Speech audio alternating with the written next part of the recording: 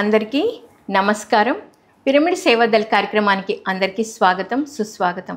Pyramid సేవాదల్లో ఈరోజు మనతో పాటు ఉన్నారు సీనియర్ పిరమిడ్ మాస్టర్ మరియు కొత్తగూడెం పిరమిడ్ సేవాదల్ సెక్రటరీ కవిత గారు. మేడం మాటల ద్వారా మరిన్ని విషయాలు తెలుసుకుందాం. నమస్తే మేడం. నమస్తే. సో మరి మీరు ఎంతో సీనియర్ పిరమిడ్ మాస్టర్, కానీ మరి పిరమిడ్ సేవాదల్ ఉంది అనే విషయం మీకు ఎప్పుడు తెలిసింది? నేను 2006లో ఒక పాంప్లెట్ చదివి ధ్యానంలోకి వచ్చాను. దాని తర్వాత నేను ఇంట్లోనే ధ్యానం అంటే బయటికి వెళ్ళేదాన్ని కాదు, ఇంట్లోనే ధ్యానం చేసుకునేదాన్ని. కొన్ని రోజుల తర్వాత నాకు తెలిసింది ధ్యాన మహాచక్రాలు, యాగాలు ఇలాంటివి ఉంటాయని. అప్పుడు బయటకు వచ్చి చూసినప్పుడు ధ్యాన మహాచక్రంకి వెళ్ళినప్పుడు అక్కడ చాలామంది సేవ చేస్తున్నారు, అంటే ఏమి తీసుకోకుండా. అది చూసి నాకు కూడా లోపల అనిపించింది, నేను కూడా వీళ్ళలాగా సేవ చేయాలని మా సార్తో చెప్పాను అనమాట. చెప్తే ఓకే, మా సార్ నన్ను బాగా ఎంకరేజ్ చేస్తారు ప్రతి దానికి. ధ్యానం అంటే నువ్వు ఎక్కడికైనా వెళ్ళు, ఏదైనా చెయ్యి అని నన్ను ఎంకరేజ్ చేసేవారు. అయితే ఈ సేవ నేను చేస్తాను అనేసరికి 11 రోజులు వెళ్ళి నువ్వు సేవ చేయని నన్ను తీసుకెళ్ళి దింపేసేవారు మేడం. అప్పుడు ఏం సేవ చేశారు? డైనింగ్ సెక్షన్ దగ్గర వడ్డించేదాన్ని, ఓకే, పిరమిడ్లో వర్క్ చేసేదాన్ని, స్టేజ్ దగ్గర చైర్లు సర్దనం అవి చేసేదాన్ని. 11 రోజులు చేసేదాన్ని అక్కడే ఉండి. సో అంటే మీరు పిరమిడ్ సేవదల్లో అప్పుడు జాయిన్ అయ్యి ఆ సేవ చేశారా, జాయిన్ అవ్వకుండానే ఆ సేవ తీసుకున్నారా? అంటే సేవదల్లో జాయిన్ అవ్వలేదు మేడం. ఓకే, జాయిన్ అవ్వలేదు. అక్కడికి మామూలుగా అనిపించింది ఏదో ఒక సేవ చేయాలని. సో అక్కడ మీకు నచ్చిన సేవ మీరు సెలెక్ట్ చేసుకున్నారు. అక్కడికి వెళ్ళి సార్ని అడిగాను అనమాట. అక్కడ కృష్ణమూర్తి సార్ అని ఉండేవారు. ఆయన అడిగాను, సార్ నాకు కూడా సేవ చేయాలని ఉంది, నన్ను కూడా జాయిన్ చేసుకోండి అంటే ఆయన జాయిన్ చేసుకున్నారు. ఆ సేవ చేసేదాన్ని. సో మరి ఫస్ట్ టైం మీరు చెప్పిందే డైనింగ్ సెక్షన్లో చేశానన్నారు, అంటే అక్కడ అన్నం వడ్డించడమా, ఏది తీసుకున్నారు, ఎలా అనుభూతి అనిపించింది ఫస్ట్ సేవకి? ఫస్ట్ సార్ వెళ్ళినప్పుడు నేను అన్నం వడ్డించేదాన్ని మేడం. నా ఫ్రెండ్స్ 3 వచ్చారు నాతో పాటు. వాళ్ళు కర్రీస్ అవి వడ్డించేవారు, నేను రైస్ వడ్డించేదాన్ని. అయితే ఈ చేతులకు అన్ని బొబ్బలు వచ్చేసేటి నాకు 11 రోజులు. అంటే సార్ అనేవారు, నువ్వు వడ్డిస్తే నువ్వే ఉండాలి ఇక్కడ, వేరే వాళ్ళకి 11 డేస్ వాళ్ళే 11 డేస్ నేనే అక్కడ ఉండి ఎవరికి ఇవ్వకుండా అంటే నేనే వడ్డించాలి. కానీ అక్కడ ఎన్నో ఎక్స్పీరియన్స్ అనమాట. అంటే కొంతమంది అక్కడ చుట్టుపక్కల గ్రామాల వాళ్ళు ధ్యానం తెలియని వాళ్ళు వస్తారు మేడం. వాళ్ళు ఎలా అంటే కసిరిచ్చేస్తారు అనమాట. అంటే అక్కడ మాకు ఏమంటారంటే, ఒక గంట వేసి రైస్ ముందు సెకండ్ ఉంది అక్కడ వెళ్ళండి అని చెప్పాలి అని అంటారు. అలా చెప్పినప్పుడు మమ్మల్ని కసిరిచ్చేవారు. నీ ఇంటి దగ్గర నుంచి తెచ్చి పెడతానవా, ఇది నీ సొమ్ము కాదు కదా, పెట్టు అని అనేవాళ్ళు. అంటే కొంచెం ఫస్ట్ సారి చేసినప్పుడు నాకు బాధ అనిపించేది, ఏంటి వీళ్ళు నన్ను ఇట్లా అంటున్నారని. ఆ సారు ఇది అయిపోయిన తర్వాత, సర్వీస్ అయిపోయిన తర్వాత కూర్చోబెట్టి క్లాస్ చెప్పేవాళ్ళు. ఓకే, ఇలాంటి వాళ్ళు ఎంతో మంది వస్తారు, అది మనం ఎదగడం కోసమే, మీరేం బాధపడొద్దు, మనం చేసుకుంటూ పోవడం అంతే. అలాంటి వాళ్ళు కోకొల్లలు చాలా మంది వస్తారు, అది మనం ఎదగడం కోసమే అని చెప్పేవాళ్ళు. అలా చేసేసేదాన్ని. ఓకే, మీ ఫస్ట్ సేవనే అద్భుతంగా ఉంది మేడం. డైనింగ్ సెక్షన్లో ముఖ్యంగా పత్రిసారికి ఎంతో ఇష్టం అన్నదానం, అన్నం వడ్డించడం, అంటే మీరు దాంట్లో చేశారు. తర్వాత అసలు ఈ పిరమిడ్ సేవాదల్ ఉంది, దాంట్లో జాయిన్ అవ్వాలని మీకు ఎందుకు అనిపించింది? ఎందుకంటే సేవ, సారు స్టార్టింగ్ నుంచి సార్ చేసేది సేవనే. సేవ అంటే ఒక వడ్డించడమో, ఒక కుర్చీలు సర్దడమో, పిరమిడ్లో కూర్చొని అందరినీ చెప్పడం, అది కాదు సేవ. సార్ చేసేది సేవ నాకు చాలా బాగా నచ్చింది. అంటే ప్రతి ఊరూరు తిరిగి ఆయన ఎప్పుడు విశ్రాంతి తీసుకునేవారు కాదు, అది నాకు బాగా నచ్చింది. అంటే మనం అంత చెయ్యకున్నా కొద్దిగైనా మనం చెయ్యాలి, ఏదో ఒక సేవ చేయాలి మనము. అంటే సో పత్రిసారి మీకు ఇన్స్పిరేషన్ అనమాట. అవును మేడం. అప్పటి నుంచి ఈ సేవ చేస్తున్నాను అనమాట. ఈ డైనింగ్ సెక్షన్ దగ్గర, అది కడతాల్లో మాత్రం ప్రతి సంవత్సరం 11 రోజులు ఉండి సేవ చేసేదాన్ని.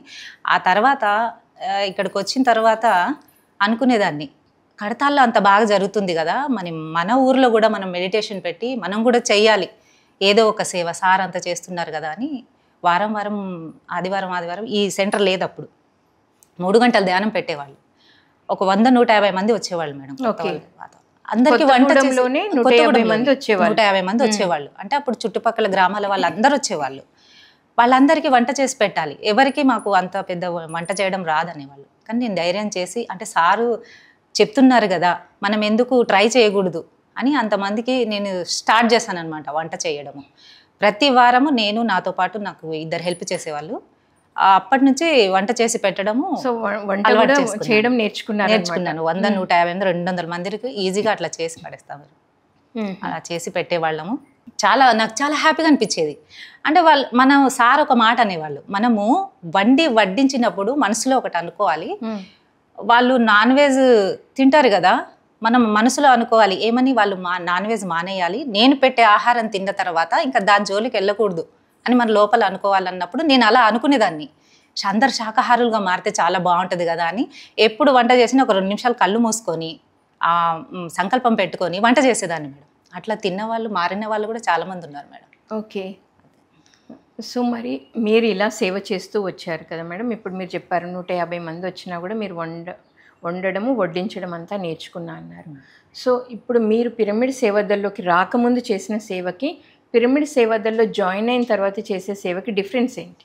అంటే సేవాదల్లో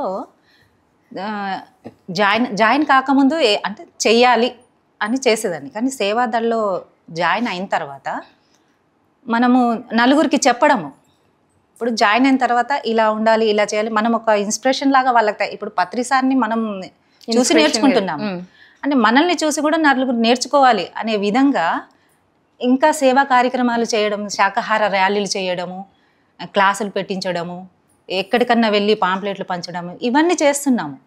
అంటే ఈ సేవాదళలో చేరిన తర్వాతనే మాకు హనుమంతరావు అంకులని పాల్వంచలో ఉంటారు, ఆయన మాకు బాగా సపోర్ట్ చేస్తారు.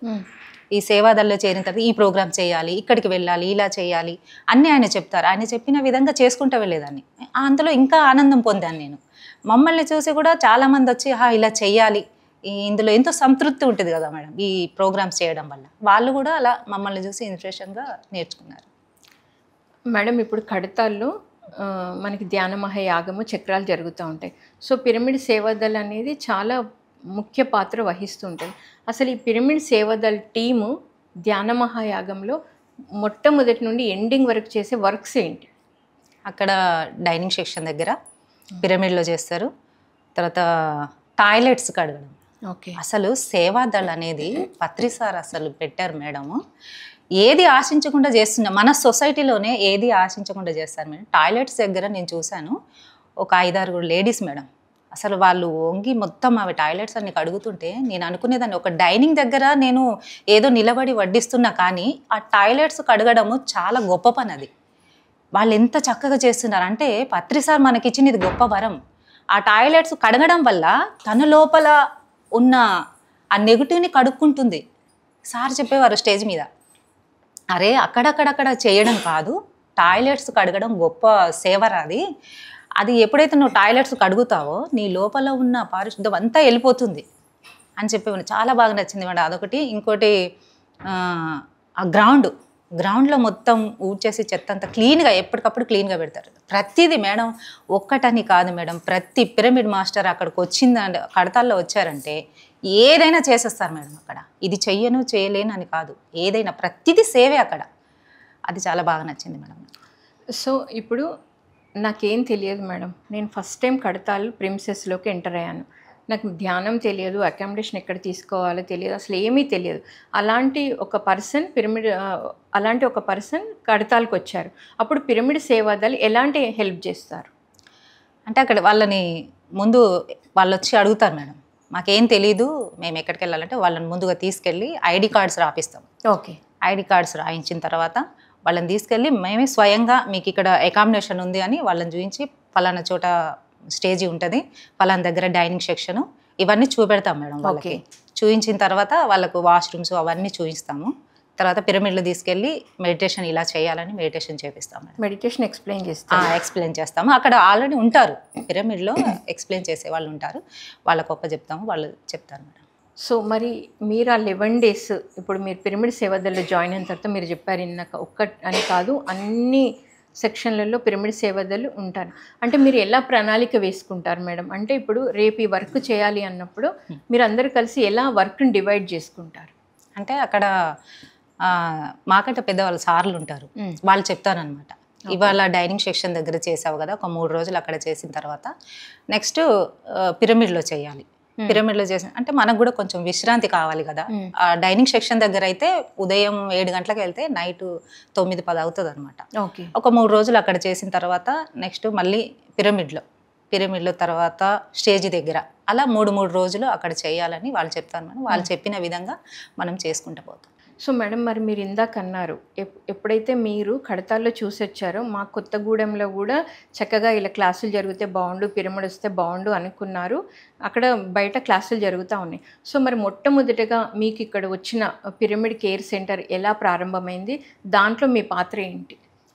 మొట్టమొదటిగా అంటే ఫస్ట్ మాకు ఈ కొత్తగూడెంలో పిరమిడ్కి ఒక సెంటర్ లేదు మేడం, ఒక ప్లేస్ ఉండేది. ఆ ప్లేస్లో ఒక చైతన్య స్కూల్ అని ఉండేది. ఆ స్కూల్ దగ్గర ఒకసారి ప్లేస్ ఇచ్చారనమాట. ఆ ప్లేస్లో సండే మెడిటేషన్ పెట్టేవాళ్ళు. ఓకే. సండే అలా నడుస్తుండగా 2021లో మాకు ఈ రాఘవ్ సార్ పరిచయం అయ్యారు. ఓకే. ఆయన జనవరి 1 రోజున ధ్యానంలోకి వచ్చారు.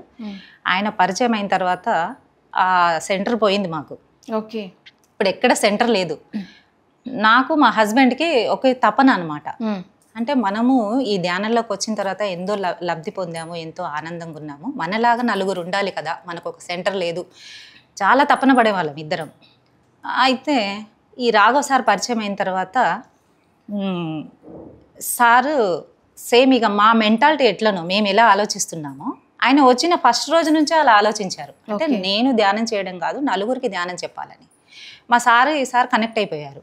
అప్పటి నుంచి సార్ ఏం చేశారంటే ఇక్కడ ఒక చిన్న రూమ్ ఉండేది పైన, ఆ చిన్న రూమ్లోనే ఒక 20 మందితో స్టార్ట్ చేస్తాం మేడం. స్టార్ట్ చేసిన తర్వాత జనాలు పెరగడం స్టార్ట్ అయ్యారు. 50 మంది, 60 మంది, 70 మంది, 100 మంది అలా వచ్చేవారు. సార్ ఏం చేశారంటే దీన్నే ఒక 100 మందికి సరిపడంతా చేశారు. 100 మంది వచ్చేవాళ్ళు. తర్వాత ఇంకా పెరుగుతున్నారు. ఎలా అనేసి ఒక పిరమిడ్ రావాలి, పెద్ద పిరమిడ్ రావాలని సంకల్పం పెట్టుకున్నాం. అయితే సార్ ఏం చేశారంటే వాళ్ళ సెంటర్లో 9x9 పిరమిడ్ కట్టారు. దానికి 108 స్వామీజీ వచ్చి ఓపెనింగ్ కూడా చేశారు. చాలా బాగా నడుస్తుంది, కానీ ఇది సరిపోవట్లేదు, ఇంకొంచెం పెద్దది రావాలని అఖండ ధ్యానాలు పెట్టి ఒక సంకల్ప ధ్యానాలు పెట్టేవాళ్ళం. సో ఈ పిరమిడ్ ద్వారా ఇప్పుడు మీరు చెప్పారు కేర్ సెంటర్ ఉంది, దాంట్లోనే ఒక చిన్న పిరమిడ్ కూడా ఉంది అని చెప్పారు కదా మేడం. ఈ పిరమిడ్ ద్వారా ఏమేమి కార్యక్రమాలు జరిగాయి ఇప్పటి వరకు? శాకాహార ర్యాలీలు, ప్రతి సండే కార్యక్రమం, పత్రిజీ బర్త్డే, తర్వాత ఓషోజీ బర్త్డే, యోగా డే, తర్వాత గురు పౌర్ణమి, ఇంకా ఎవరైనా మాస్టర్ మధ్యలో వస్తే అందరికీ ఫోన్లు చేసి పిలిపించి క్లాసెస్ చెప్పడము, అమావాస్య ధ్యానం, పౌర్ణమి ధ్యానం, అఖండ ధ్యానాలు, ఎవ్రీ డే ఏదో ఒకటి జరుగుతూనే ఉంటుంది మేడం. నెలకు ఒక ప్రోగ్రామ్ అయినా ఖచ్చితంగా జరుగుతూనే ఉంటుంది. సో మరి ఇప్పుడు పిరమిడ్ సేవదల్కి ఒక 13 ఆదర్శ సూత్రాలు ఇచ్చారు పత్రి సార్. సో వాటి గురించి ఏమైనా మీరు చెప్పగలరా? అంటే సేవ అనేది ఒక గొప్ప ఆధ్యాత్మిక మార్గం వైపు మనల్ని తీసుకెళ్తుంది. అంటే చాలామంది అంటారు మమ్మల్ని సేవ అంటారు, ఇంట్లో చేసేది సేవ కాదా, తల్లిదండ్రులకు చేసేది సేవ కాదా, భర్తకు పిల్లలకు చేసేది సేవ కాదా అంటారు. అయితే తల్లిదండ్రులకు చేసేది అది మన ధర్మం, మన భర్తకు పిల్లలకు చేసేది అది మన ధర్మం. సేవ అనేది ఏది ఆశించకుండా చేయాలి. Wonderful answer madam. ఏది ఆశించకుండా, అంటే నేను బాగుపడ్డా, నా కుటుంబం బాగుపడ్డదని కాదు, నా పక్కవాడు కూడా బాగుండాలి అని కోరుకోవడమే అది సేవ. అది బాగా నచ్చింది మేడం. ఎందుకంటే పత్రి సారు భార్య పిల్లలను వదిలేసి ఆయన ప్రపంచమంతా తిరుగుతూ అందరినీ మారుస్తున్నప్పుడు మనకు తోచినంత మనం చెయ్యాలి కదా అన్నది అది నచ్చింది నాకు. అందుకే చుట్టుపక్కల వాళ్ళకి కానివ్వండి, ఎవరికైనా కానివ్వండి, ఏ సేవ అయినా కానివ్వండి, ధ్యాన ప్రచారం కానివ్వండి, ఏదైనా చేసేస్తూ ఉంటాం మేడం. మేడం మరి పిరమిడ్ సేవదల్కి యూనిఫామ్ లాంటిది ఏదైనా ఉంటుందా? ఉంటుంది మేడం. బ్లూ టీ-షర్ట్స్ ఒకటి ఉంటాయి, లేడీస్కి అయితే ఇట్లా స్కార్ఫ్ ఉంటుంది. సో అది ఉంది అంటే వీళ్ళు పిరమిడ్ సేవదల్లో వన్ ఆఫ్ ద మెంబర్ అని గుర్తుపట్టచ్చు మేడం. ఓకే. సో మరి ఇప్పటివరకు పిరమిడ్ సేవదల్లో ఒక మెంబర్గా, సెక్రటరీగా ఉన్న మీకు మర్చిపోలేని సేవ ఏంటి మేడం? మర్చిపోలేని సేవ అంటే మేడం, ప్రతిరోజు చేసేది సేవనే. ఇందులో ఈ సేవ గొప్పది, ఈ సేవ తక్కువ అనేది ఏమి ఉండదు. ప్రతి సేవ గొప్పదే మేడం. మర్చిపోలేదు అంటే ఏమీ లేదు. కాకపోతే నేను వంట చేసి వడ్డిస్తూ ఉంటాను కదా, అది నాకు బాగా ఇష్టం.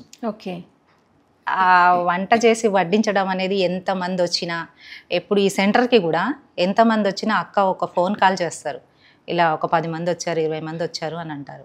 ఎంబటే వచ్చేస్తా, ఎన్ని పనులు ఉన్నా కానీ ఆ పక్కన పెట్టేసి వచ్చేసి వాళ్ళని రిసీవ్ చేసుకోవడం, వంట చేసి వడ్డించడము, ఇది బాగా నచ్చుతుంది మేడం నాకు. సో మరి పిరమిడ్ సేవదల్లో కడతాల్లో ఎంతో అద్భుతమైన సేవలు చేస్తూ వచ్చారు మీరు. సో పత్రి సార్ నుండి ఎప్పుడైనా ఒక మంచి, అంటే సార్ మిమ్మల్ని అప్రిషియేట్ చేయడం కానీ, ఎంత బాగా చేసామని చెప్పడం కానీ డైరెక్ట్గా ఇండైరెక్ట్గా జరిగిందా? అంటే సార్కి నేను అంటే సార్ వచ్చినప్పుడు కలిసేదాన్ని, అంత క్లోజ్గా మాట్లాడలేకపోయాను, కొంచెం నాకు భయం ఉండేది చాలా. అయితే మా కొత్తగూడెంకి వచ్చినప్పుడు ఒకసారి దగ్గర తీసుకున్నారు సార్, నన్ను మా సార్ని మా పాపని దగ్గర తీసుకున్నారు. ఓకే. చెప్పండి ఏమేమి చేస్తున్నారంటే, సార్ మేము ఇట్లా సండే హ్యాపీ సండే కార్యక్రమం చేస్తున్నాము అంటే మా సార్ వాళ్ళు చెప్పారంట. ఓకే, చాలా బాగా చేస్తున్నారు అన్నారు. మరి ఎవరెవరు చేస్తున్నారంటే, మేము ఇట్లా చేస్తున్నాం సార్, మా ఆడవాళ్ళు ఇట్లా వంట చేసి వడ్డిస్తూ ఉంటారు, వచ్చిన వాళ్ళు రిసీవ్ చేస్తుంటారు అనేసి ఆ రోజు మేమే వంట చేసి స్వయంగా సార్కి వడ్డించాం కూడా. తిని సార్ చాలా హ్యాపీగా ఫీల్ అయ్యారు. సో ధ్యానంలోకి రాకముందు మీరు, ధ్యానంలోకి వచ్చిన తర్వాత మీరు అంటే మీరు ఏం చెప్తారు? ధ్యానంలో రాకముందు అసలు నేను ఇప్పుడున్న నేను కాదు. ఎలా ఉండేవాళ్ళు? చాలా పిరికిదాన్ని, నాకు అసలు ఏం తెలీదు. అసలు తెలుగులో మాట్లాడడమే రాకపోయేది. మేము అంటే మీరు తెలుగు కాదు? మా తెలుగు కాదు, మేము మా హిందీ అనమాట. మా ఇంట్లో మేము మాట్లాడేది. ఓకే. నాకు అసలు తెలుగు నేర్చుకున్నారు తెలుగు? అంటే ఈ ధ్యానంలోకి వచ్చిన తర్వాత ఏ పిరమిడ్ మాస్టర్కి ఇంటికి వెళ్ళి ధ్యానం చేసుకున్న తర్వాత వాళ్ళు మాట్లాడే విధానం నాకు చాలా బాగా నచ్చేది. ఓకే. అంటే వాళ్ళని చూసి నేర్చుకునేదాన్ని. ఇలా అసలు అప్పుడు ధ్యానంలో రాకముందు మాట్లాడడం అనేది తెలీదు. ఏం మాట్లాడతామంటే చుట్టుపక్కల వాళ్ళ ఇంటికి వెళ్ళి ఆ చాడీలు చెప్పుకోవడం తప్ప ఇంకేం ఉండేది కాదు. కానీ ఎప్పుడైతే ధ్యానం మొదలుపెట్టి మాస్టర్స్ వాళ్ళ ఇంటికి వెళ్ళడము, వాళ్ళు క్లాసులు పెట్టినప్పుడు వాళ్ళ ఇంటికి వెళ్ళినప్పుడు వాళ్ళు మాట్లాడే విధానం చూస్తే నాకు బాగా నచ్చేది. అంటే ఇలా కూడా మాట్లాడతారా, ఇట్లా కూడా ఉంటుందా అని వాళ్ళని అబ్జర్వ్ చేస్తూ. ఇంకోటి సార్ ఒక మాట అన్నారు, మనం ఎంత ఎదిగినా ఒదిగినా కానీ ఎదుటి వాళ్ళు ఎలాంటి వాళ్ళైనా కానీ వాళ్ళు మాట్లాడేటప్పుడు వాళ్ళ దగ్గర నుంచి మనం నేర్చుకోవాలి. ఎలాంటి వాళ్ళు, చెడ్డవాళ్ళు కానీ మంచి వాళ్ళు కానీ వాళ్ళు మాట్లాడేది విని నేర్చుకోవాలని నాకు ఆ నేర్చుకునేది చాలా ఇష్టం అనమాట. వాళ్ళని చూసి అబ్జర్వ్ చేసి నేర్చుకునేదాన్ని. అట్లా కొంచెం నాకు ఈ ధ్యాన మహాచక్రాలకు వెళ్ళడము, బెంగళూరు వెళ్ళాము ఒకసారి, అక్కడ 3 రోజులు స్పెండ్ చేసాము. అలా చూస్తూ నాకు ఈ తెలుగులో మాట్లాడడం కూడా అలవాటు అయిపోయింది. సో మీరు అన్నారు ఇప్పుడు ఎదుటి వాళ్ళు మాట్లాడుతుంటే వాళ్ళలో ఏదైతే మంచి ఉందో అది తీసుకొని నేర్చుకోవడము ఇంట్రెస్ట్ అన్నారు. అలా పత్రి సార్ దగ్గర నుండి మీరు నేర్చుకున్న క్వాలిటీ ఏంటి? పత్రి సార్ దగ్గర మేడం అందరినీ సమానంగా చూస్తారు, అది నాకు బాగా నచ్చింది. అంటే నేను ఫస్ట్ సార్ని భద్రాచలంలో 2006లో మేము ధ్యానంలోకి వచ్చాము. 2007లో సార్ భద్రాచలం వచ్చారు. అయితే నేను అనుకున్నాను అంటే ఒక గురువుని కలవడానికి వెళ్తానమ్మా, అప్పటిదాకా మాకు పత్రి సార్ ఎట్లుంటారో తెలీదు, చూడలేదు కూడా నేను. అయితే ఇట్లా గురువు గారు వస్తున్నారు వెళ్దామంటే, అమ్మో గురువు అంటే ఆ కాషాయం వస్త్రాలు మాలలు ధరించి ఉంటాడేమో, దూరం నుంచి చూడాలేమో అనుకున్నా. అక్కడికి వెళ్ళిన తర్వాత ఆయన అందరిలో వస్తూ షేక్ హ్యాండ్ ఇస్తూ, అసలు నేను అనుకున్న దానికంటే రివర్స్ అనమాట. అంటే ఇంత చక్కగా ఉన్నారు, ఆజానుభావుడు, అంత ఎత్తుగున్నాడు, తెల్లగున్నాడు. అసలు ఆయన చూడంగానే లోపల నుంచి ఒక పులకింత, ఒక ఆనందం అనమాట. అసలు గురువు ఇట్లు కూడా ఉంటారా అనేసి చాలా బాగా నచ్చేసాడు అప్పుడు సార్. అందరిది షేక్ హ్యాండ్ ఇచ్చారు, నేను కూడా వెళ్ళి షేక్ హ్యాండ్ ఇచ్చాను. ఆ షేక్ హ్యాండ్ ఇచ్చినప్పుడు ఒక పులకింతలాగా వచ్చింది మేడం. అంటే నాకు ఈ గురువు, నా జీవితానికి కరెక్ట్ గురువు ఈయనే. అంటే ఇంతకుముందు ఆ పూజలు అవి ఇవి చాలా చేసేవాళ్ళం కానీ ఎప్పుడు ఆనందము ఆ పులకింత అనిపించలేదు. ఈయనని ఎప్పుడైతే చూసామో, ఎప్పుడైతే షేక్ హ్యాండ్ ఇచ్చామో, అది పులకింత ఆనందం లోపల నుంచి వచ్చింది. అనుకున్న అప్పుడు ఈ గురువును వదలొద్దు, ఈయన దగ్గర ఏదో ఉంది, నాకు కావాల్సింది ఈయన దగ్గర ఉంది కాబట్టి నేను వదలకూడదని అప్పుడు అనుకున్నా మేడం. సో మీరు అన్నారు ఇప్పుడు నాకు కావాల్సింది ఈయన దగ్గర ఉంది అన్నారు. ఏముంది, మీకేం దొరికింది? నాకు ఆనందం. ఓకే. అస్సలు ఈ ఆనందం లేక, ధ్యానంలో రాకముందు ఈ ఆనందంలో లేక, గుడ్డెద్దు చేలో పెడితే ఎట్లుంటుంది జీవితం, నా జీవితం అట్లుండేది. ఏం తెలిసేది కాదు. అసలు పూజ చేస్తే ఏమొస్తుంది, గుళ్ళకి వెళ్తే ఏమొస్తుంది, ఏం తెలిసేది కాదు. ఏదో అలా జీవితం ఈడ్చుకుంటూ పోతున్నాం అన్నట్టు. ఎప్పుడైతే ధ్యానంలోకి వచ్చామో, ఇలా జీవించాలి, ఇలా మాట్లాడాలి, ఇలా చూడాలి, ఇలా నడవాలి, ఇలా సేవ చేసుకోవాలి, ఎన్ని నేర్చుకున్నాను మేడం నేనైతే. అది చాలా బాగా నచ్చింది నాకు. ఓకే. సో మరి పత్రి సార్ కాన్సెప్ట్స్లో అంటే బుక్స్ అవనియండి, మీకు మరి తెలుగు అంతగా రాదన్నారు, స్పీచెస్ విని ఉంటారు కదా, ఆ స్పీచెస్లో మిమ్మల్ని ఎక్కువగా ప్రభావితం చేసింది ఏంటి? నానాటి బతుకు నాటకం మేడం. ఓకే. అది 2007లో మా పాప చనిపోయింది. ఓకే. చనిపోయిన 5 years పాప. చనిపోయిన తర్వాత అందరు ఏమన్నారంటే, ఏదో పిచ్చిగా ధ్యానం అని పిచ్చి దానిలాగా ధ్యానంలోకి వచ్చింది, పాప చనిపోయింది, అందుకే ఆ బుద్ధుని మతం ఏదో పట్టుకున్నదని అందరు నన్ను తిట్టారు. ఓకే. కానీ నేను మా సార్ ఇద్దరం కూర్చొని నానాటి బతుకు నాటకం అని క్యాసెట్ వేసుకొని అంతకుముందు నుంచే వినేవాళ్ళము. పాప చనిపోయిన తర్వాత కూడా విన్నాం. దాంట్లో నుంచి మేము బయట పడగలిగాము అనమాట ఆ స్పీచ్ విన్నాక. అంటే పుట్టుక చావు అనేది ప్రతి మనిషికి ఉండేదే. మనిషికి ఏంటి, భూమి మీద ఉన్న ప్రతి జీవికి పుట్టుక చావు ఉండేది. కానీ ఈ మధ్యలో జరుగుతున్న ఈ నాటకము ఎలా వేయాలి, ఈ నాటకాన్ని నాటకంగానే వేయాలి. నువ్వు ఏ పాత్ర ఎంచుకున్నావో ఆ పాత్రలో నువ్వు పూర్తిగా జీవించు, ఇంకా నేర్చుకో. ఈ భూమండలం ఒక పాఠశాల, దీంట్లో నుంచి నేర్చుకో నువ్వు అని సార్ చెప్తారు అందులో. అది బాగా నచ్చింది.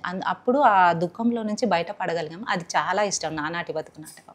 మరి పిరమిడ్ సేవాదల్ సెక్రటరీగా అంటే ఇప్పుడు ఈ కొత్తగూడెంలో నూతన ప్రాజెక్ట్స్ ఏమిటి, వాటికి మీ సహాయ సహకారాలు ఎలా ఉంది?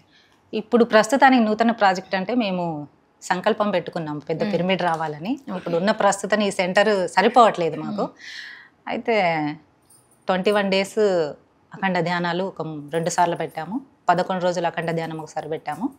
ఈ అఖండ ధ్యానంలో సంకల్పం పెట్టుకున్నాం అన్నట్టు, మాకు పెద్ద ప్లేస్ రావాలి, మేము ఒక ఆశ్రమం కట్టాలి, ఇక్కడ అందరూ ఇక్కడ ఒక 1000-15 మంది కూడా ఇక్కడికి వచ్చి ఉండి ప్రోగ్రామ్ చేసుకునేటట్టు అంత పెద్ద ప్లేస్ రావాలని ఆ సంకల్పం మాది నెరవేరింది మేడం. ఒక ప్లేస్ తీసుకున్నాం మేము, రాఘవ్ సార్ను మా సార్ ఇద్దరు కలిసి ఆ ప్లేస్ తీసుకున్నారు. అక్కడ ఒక పిరమిడ్ని నిర్మించబోతున్నాము, ఇంకా నిర్మించలేదు. కాకపోతే ఒక 200 మెంబర్ కూర్చునేలాగా ఒక హాలు, 2 rooms అలా ఇప్పుడు ప్రస్తుతానికి కడుతున్నాము. అంటే మేము 6 నెలలే అయింది ఆ సంకల్పం మాది నెరవేరి, 6 నెలలే. ఇప్పుడిప్పుడే మా సెంటర్ బుడిబుడి అడుగులు వేస్తుంది అనమాట. ముందుగా ఒక పిరమిడ్ రాబోతుంది, ఒక అద్భుతమైన పిరమిడ్ వస్తుంది. అసలు రాఘవ్ సార్ అయితే దాని గురించి అహర్నిశలు పగలు రాత్రి అక్కడే ఉండడం. అసలు ఇది ఇల్లు కానీ ఆయన అక్కడే ఉంటారు మేడం, అక్కడే ఉండి వర్క్ చేస్తూనే ఉన్నాడు. ఆయన తపన చాలా ఉంటుంది, చెయ్యాలి, దీన్ని డెవలప్ చేయాలి, డెవలప్ చేసి ఒక ఆశ్రమం రావాలి, అందరు రావాలి, ఇక్కడ ధ్యానం చేయాలని ఆయన చాలా కష్టపడుతూ ఉంటారు మేడం. త్వరలో ముందు రోజుల్లో ఒక మంచి అద్భుతమైన పిరమిడ్ రాబోతుంది. ఎంతోమందికి అక్కడ ధ్యానం చేసుకొని వాళ్ళ జీవితాలు ధన్యం చేసుకునే రోజులు కూడా రాబోతున్నాయి. ఓకే. సో మేడం, పిరమిడ్ సేవాదల్లో జాయిన్ అవ్వాలి అంటే అర్హత ఏంటి? ముందు ధ్యానం చేయాలి మేడం. ఓకే. శాకాహారిగా మారాలి. తర్వాత ఆ ధ్యానం శాకాహారం తర్వాత ఆటోమేటిక్గా వాళ్ళ లోపల నుంచి సేవ చేయాలి అనే భావన వచ్చేస్తుంది. ఓకే. నేను ధ్యానంలో రాకముందు శాకాహారిగా మారాను.